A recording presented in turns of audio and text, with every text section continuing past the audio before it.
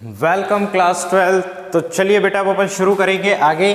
ठीक है, इससे पहले अपन ने वृत्ताकार कुंडली का स्वप्रेरकत्व देखा था और आज अपन क्या देखेंगे बेटा, आज अपन देखेंगे धारावाही परिनालिका का स्वप्रेरकत्व, मतलब सोलेनॉइड का बेटा। क्लियर, धारावाही परिनालिका का स्वप्रेरकत्व अपन देखेंगे। क्लियर, चलिए तो ध्यान से देखिएगा, आपके एग्जाम पॉइंट ऑफ व्यू से बेटा ये एक इंपॉर्टेंट डेरिवेशन है, तो इस पर ध्यान दीजिएगा।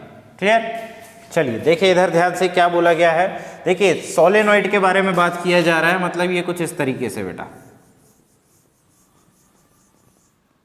ये रहा आपका सोलेनॉइड। ठीक है, दिख रहा है आपको, जो कि एक वृत्त टाइप का बना रहा है यहाँ पे, ये देखो ये दिख रहा है ना। तो अब इसकी जो त्रिज्या होगी वो कितनी, आर मान लेंगे हम। अब यहाँ पे इसकी जो लंबाई है बेटा वो कितनी हो जाएगी, एल। ठीक है, एल मीटर, क्योंकि जो परिनालिका होती है हमारे उसकी लंबाई भी होती है। आया समझ में। ठीक है, और ये क्या है, फेरों की संख्या, एन मतलब फेरों की संख्या कि कितने फेरे लिए गए हैं यहाँ पे। ठीक है, चलिए अब देखो क्या होता है कि जैसे ही यहाँ से तुम अगर करंट फ्लो कराते हो बेटा, ठीक है, मान लो 1 एम्पियर अपन फ्लो करा रहे हैं अभी, तो है ना, हमको जितने भी हम डेरिवेशन करेंगे सब में हमें 1 एम्पियर मान के चलना है कि हम 1 एम्पियर फ्लो करा रहे हैं। ठीक है, देखो अब हमने करंट यहाँ पे फ्लो कराया बेटा, तो यहाँ पे क्या होगा, स्वप्रेरण आएगा। ठीक है, स्वप्रेरण आएगा। क्लियर, और यहाँ पे जो करंट आएगी, ठीक है, प्रेरित धारा आएगी बेटा, प्रेरित धारा आएगी, उसकी दिशा क्या रहेगी, मान लो वो आई डैश है तो वो इसके विपरीत रहेगी। ठीक है, अब यहाँ पे जो स्वप्रेरण गुणांक है उसको हमें यहाँ पे कैलकुलेट करना है बेटा। आया समझ में। तो यहाँ पे हम क्या करेंगे, स्वप्रेरण गुणांक यहाँ पे कैलकुलेट करेंगे, जैसे पहले अपन ने किया था वृत्ताकार कुंडली के लिए, और अब किसके लिए करेंगे, एक धारावाही परिनालिका के लिए। धारावाही क्यों कहा जाता है, धारावाही इसलिए कहा जाता है क्योंकि हम यहाँ पे क्या कर रहे हैं, धारा को प्रवाहित कर रहे हैं बेटा। आया समझ में। इसीलिए धारावाही वृत्ताकार कुंडली क्यों बोला गया, क्योंकि उसमें हमने धारा प्रवाहित की है। आया समझ में। नहीं तो वृत्ताकार कुंडली तो बहुत सारी होती है, लेकिन अगर उसमें धारा प्रवाहित हो रही तो हम उसको क्या बोलेंगे, धारावाही बोलेंगे। आया समझ में। क्लियर, तो ऐसे ही ये क्या है, धारावाही परिनालिका है बेटा, सोलेनॉइड। आया समझ में। अच्छा, सोलेनॉइड अपन पढ़ रहे हैं बेटा, तो सोलेनॉइड से रिलेटेड एक सवाल है। एक चीज बताइए कि इसमें जो चुंबकीय क्षेत्र उत्पन्न होता है, ठीक है, जिसमें जो चुंबकीय क्षेत्र उत्पन्न होता है वो कहाँ पे अधिक होता है, या इनके बीच में होता है या इनके किनारों पर होता है। ठीक है, ये आपको बताना है। क्लियर, ये आप लोग मेरे को बताएंगे बेटा। ठीक है, कि अधिक चुंबकीय क्षेत्र हमें यहाँ पे सोलेनॉइड के बीच में मिलता है कि कैसे मिलता है। ठीक है, क्लियर। सोलेनॉइड या परिनालिका होती क्या है बेटा, तो थोड़ा सा रिवीजन मैं आप लोगों को करा देता हूँ। ठीक है, कि किसी भी कंडक्टर मतलब बेटा हमारा चालक को जब हम, ठीक है, इंसुलेट करते हैं, इंसुलेट करके क्या करते हैं बेटा, इंसुलेशन करके एक वायर की फॉर्म में इसको कन्वर्ट करते हैं। ठीक है, देखो जैसे ये वायर, जैसे इसको लपेट दिया जाता है, ठीक है, तो वो क्या बन जाता है बेटा, एक सोलेनॉइड बन जाता है। आया समझ में।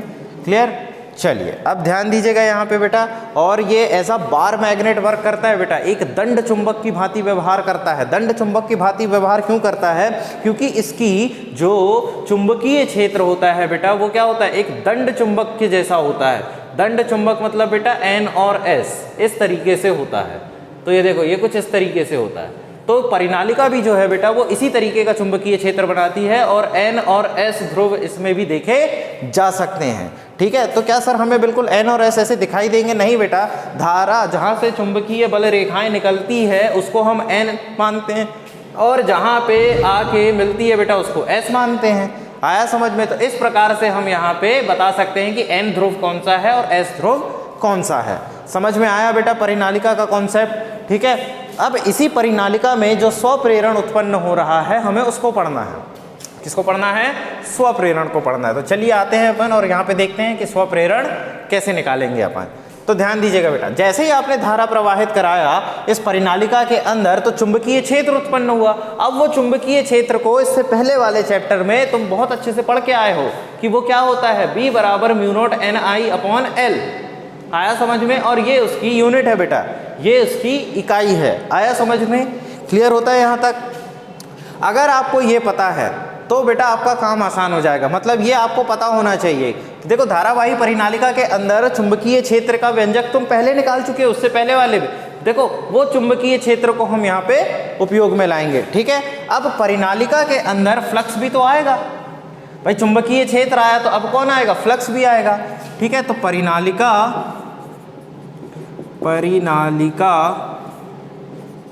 के भीतर चुंबकीय फ्लक्स, तो बेटा चुंबकीय फ्लक्स कितना हो जाएगा यहाँ पे, जल्दी से बताओ क्या होता है चुंबकीय फ्लक्स, फाई बराबर बी ए, यही होता है। अब देखो यहाँ पे एरिया किसका देखा जाएगा बेटा, सोलेनोइड का देखा जाएगा, तुम्हारी परिनालिका का देखा जाएगा, जितने इसमें नंबर ऑफ टर्न्स हैं, ठीक है। जैसे इधर देखो ध्यान से भाई, एक ये है नंबर ऑफ टर्न्स, इसका भी एरिया आएगा, इसका भी एरिया आएगा, इसका भी, अब सबका थोड़ी गिनोगे, जितने नंबर ऑफ टर्न्स हैं, ठीक है, उतने का एरिया के साथ में गुणा कर दो। जैसे 5 टर्न ले रहा है या 10 टर्न ले रहा है तो 5 गुणा पाई आर स्क्वायर लगा दो, क्योंकि एक ये वृत्ताकार ही तो बना रहा है, तो इसमें वृत्त का ही क्षेत्रफल आएगा बेटा। आया समझ में, ठीक है। तो यहाँ पे जो एरिया के साथ है हम n यूज करते हैं, n किस लिए, क्योंकि नंबर ऑफ टर्न्स यूज कर रहे हैं बेटा। आया समझ में यहाँ तक, कोई समस्या कोई परेशानी, चलो अब देखो ध्यान से बेटा, इसको समीकरण नंबर 1 मान लो, तो अब क्या करोगे, समीकरण 1 से तो पहुंच जाओ समीकरण नंबर 1 पे बेटा, ठीक है। तो फाई बराबर बी का मान कितना है तुम्हारे पास में, म्यू नॉट एन आई अपॉन एल, ठीक है, क्लियर। अब देखो ध्यान से, यहाँ पे तुम क्या करोगे, और क्या बचा है तुम्हारे पास में, n और a। अब देखो इस a का मान लिखना चाहो लिख लेना, नहीं लिखना चाहो मत लिखना, ठीक है, ये तुम्हारे ऊपर है। मतलब यहाँ पे a क्या हो जाएगा, एरिया क्या होता है बेटा, पाई आर स्क्वायर, वृत्त का क्षेत्रफल कितना होता है, पाई आर स्क्वायर। तो अगर आप इसको लिखोगे तो ये कितना आ जाएगा, n पाई आर स्क्वायर, चाहो तो लिखना, नहीं चाहो तो मत लिखना। आया समझ में, क्लियर। अब ये आ गया तुम्हारे पास में, अब इधर देखो n 2 बार है तो गुणा कर दो इसका, तो म्यू नॉट n स्क्वायर आई बटे एल, ये आ गया तुम्हारे पास में, ठीक है बेटा।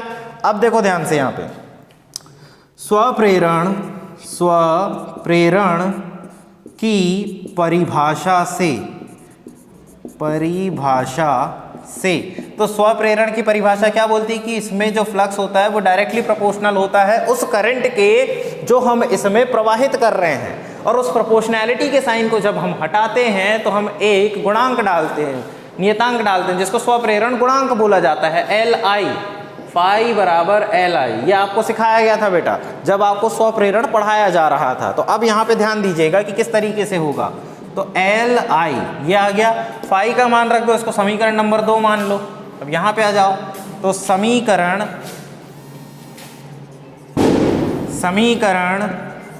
2 से, तो अब बेटा देखो ध्यान से, समीकरण 2, तो समीकरण 2 तुम्हारे पास में क्या है बेटा, ये दिख रहा है, क्लियर।